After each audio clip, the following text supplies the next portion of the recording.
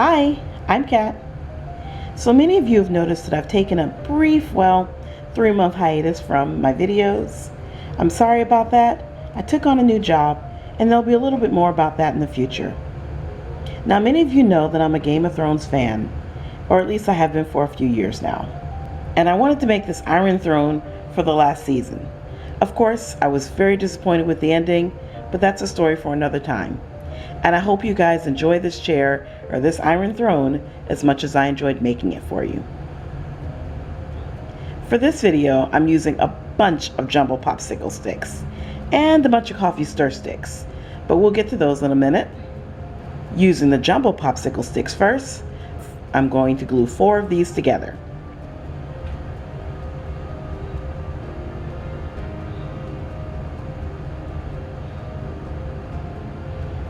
Now, with this particular project, it's very forgiving, so you can use as much glue as you want.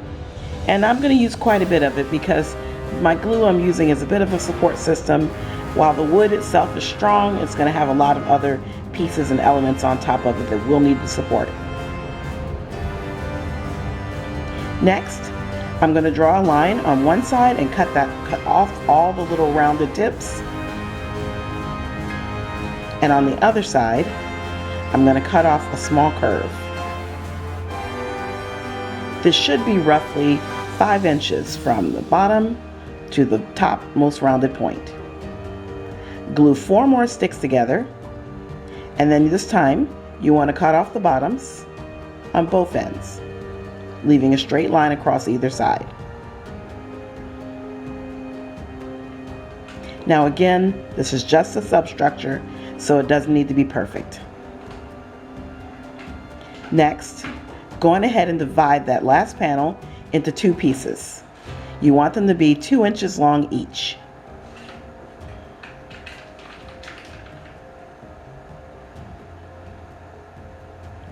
And then on the 5-inch piece, which is actually the back of the throne, you want to draw a line at 2 inches from the bottom.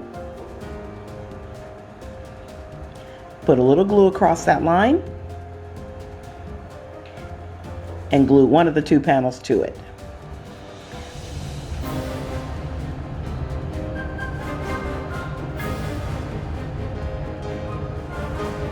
Allow that to dry at least partially. And I'm going to use Tester's paint tubes here because they're roughly 2 inches high. Of course, if you have anything else that is exactly 2 inches high, use that.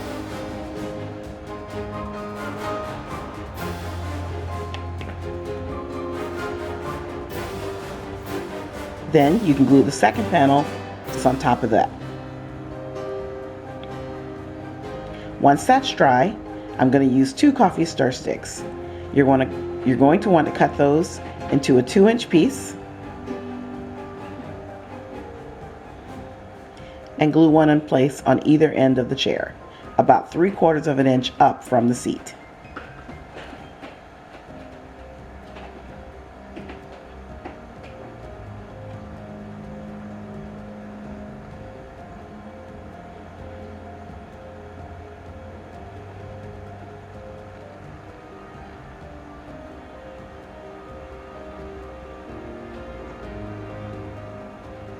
Once those are in place, you can glue additional pieces of jumbo popsicle sticks on either side.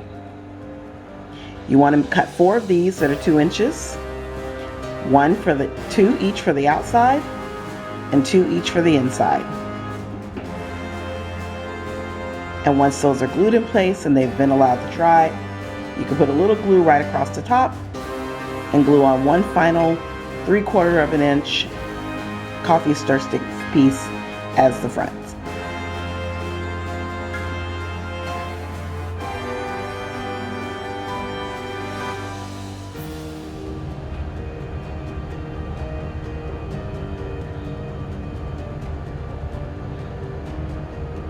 To fill in the sides, another panel of 3 coffee stir sticks should do the trick.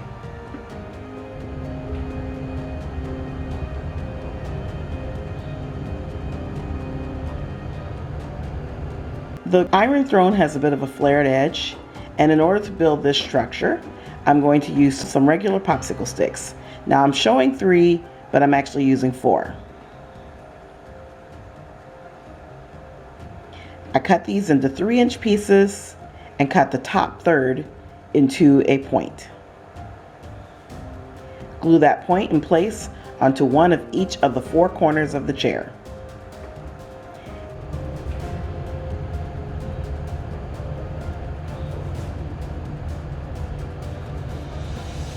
And then I cut 2 jumbo coffee stir sticks into halves and glued those towards the middle, jutting out towards the 4 little wings.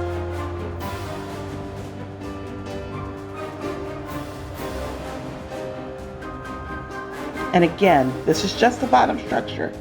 We're going to skirt this now to give to give the metal that nice pulled look at the bottom. In order to do this, I'm mixing up a mixture of some regular glue, just white glue, and water, about 50% of each. And then I use 2 paper towels cut into 2-inch strips. Dip each of the strips into the glue mixture, and you can either wring it out or drain it. And then just place that all along the bottom of the chair.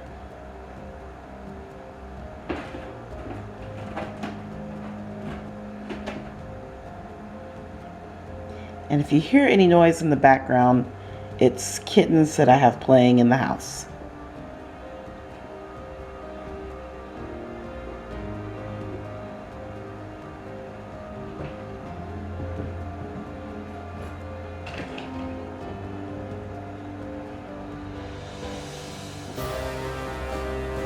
Once you have the skirt draped appropriately, allow that 1 day or even 2 days to dry.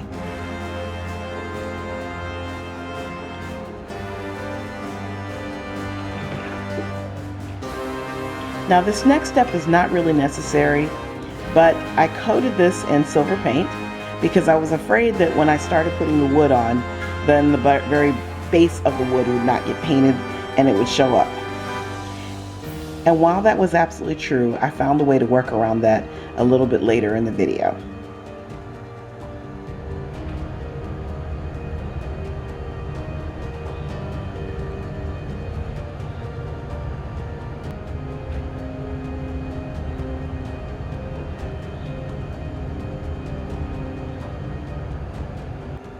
Next, I used a handful of coffee stir sticks and I cut them in halves and in thirds. And starting with the very back of the throne, I'm just sticking these in wherever I can fit them. This is just an undercoating. As you know, if you're familiar with the Iron Throne, it was actually composed of thousands of swords, and for that reason, in order to give it even the appearance of thousands, we have to put quite a few in there. This is just the first layer of swords. We'll be adding in some more later that will look more like swords.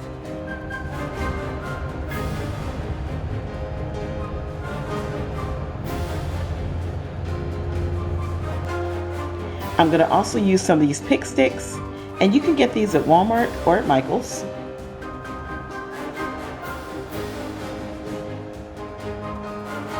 Now, while you may be tempted to use this almost entirely as the swords, I don't suggest that they have a little bit of a bulbed end towards the point of the sword. But in this case, they just made a very quick and easy makeshift ready-made sword.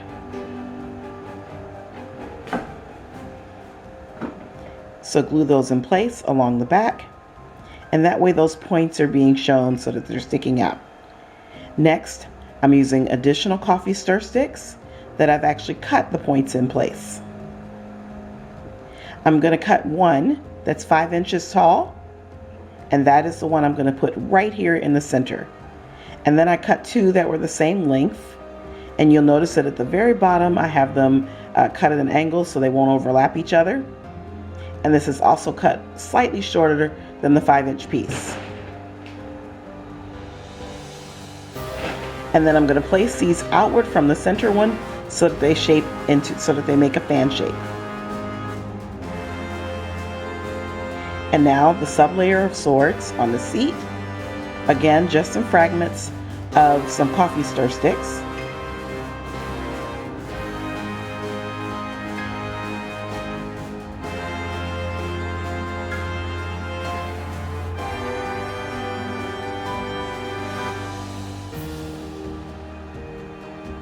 And then I took some coffee stir sticks that I boiled in water for about 30 minutes and then soaked overnight. That way they would be malleable and very easy to bend. I glued those in place so that they're covering the very back of the chair, looking like metal that's been welded in place to follow the curves. I'm doing the same thing across the very front of the chair too.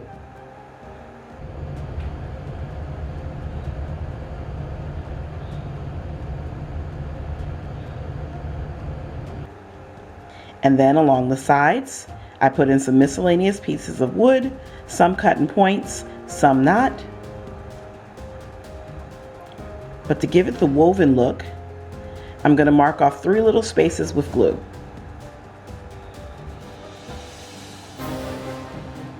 And doing that right at the top of the chair. And I'm sticking these pieces of wood that have been cut to look like swords right at the top so that they protrude out slightly.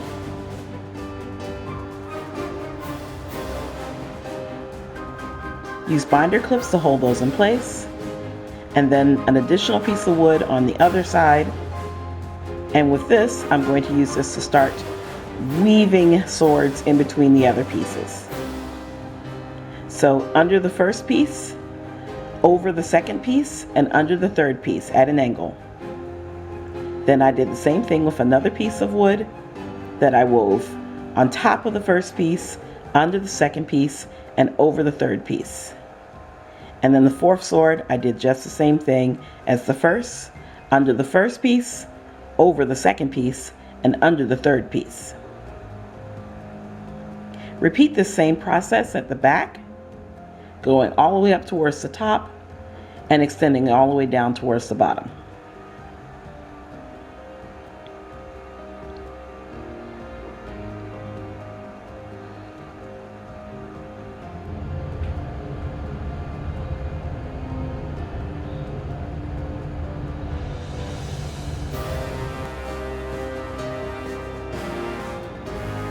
Then, using some more pick sticks as ready-made swords, I cut off the ends of those.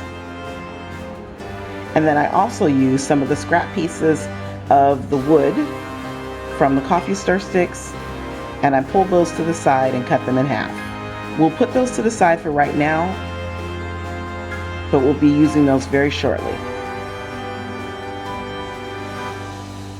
With the pick sticks, I cut one that was longer than the others, and I'm putting this in a fan shape across the very front like I did with the swords in the back.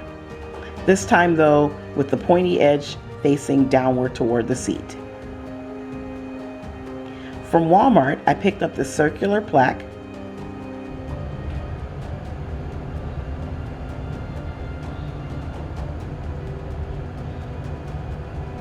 And then I'm going to glue the Iron Throne to it.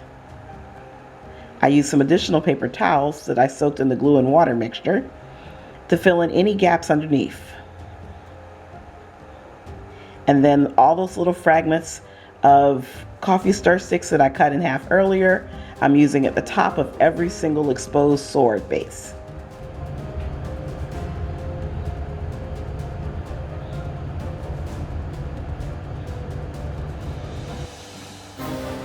Now, to make the handles of the swords, I'm using a couple of different methods. One, I'm wrapping coffee stir sticks as well as toothpicks in thread. Just glue it in place, wrap it around, and glue it at the end.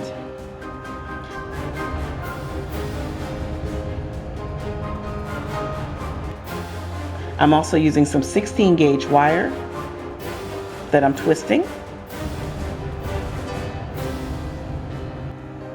And then finally, I'm using the tops of some decorative toothpicks.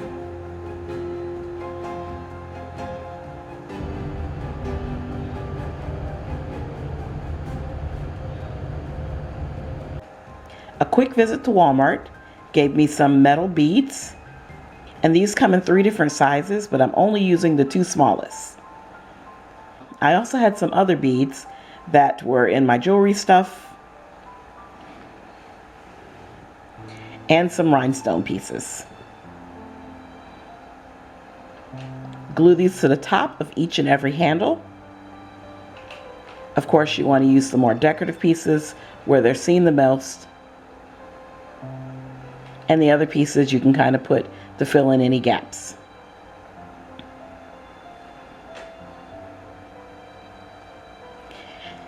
And you've seen me use Snow Text before. I purchased this from Michael's.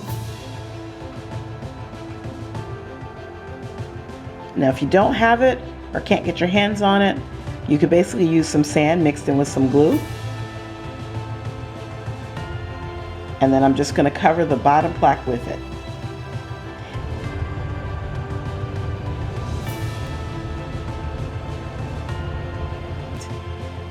And again, I made the attempt to paint my chair using just regular paint. I went with silver at first, but as you can see, it's soaked right into the sticks. So then I went with a darker gray.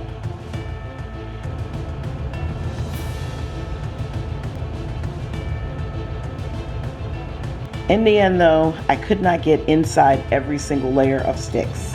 So I took this outside and I gave it a blast of black spray paint.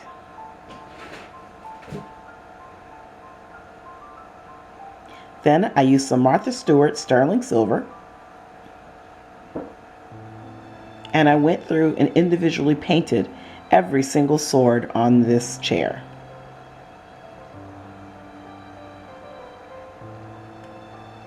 Don't worry if the color is not uniform, and don't try to use more than 1 coat on each sword.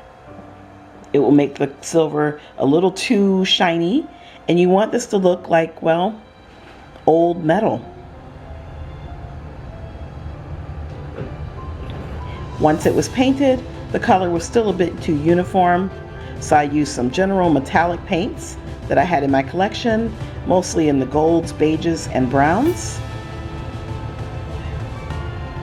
And I used these to put on the handles as well as the beads that were on the top of the swords, just to pick out some details and add some color variation. And that's it. You're done. Thank you so much for watching, guys. I hope you enjoyed this video.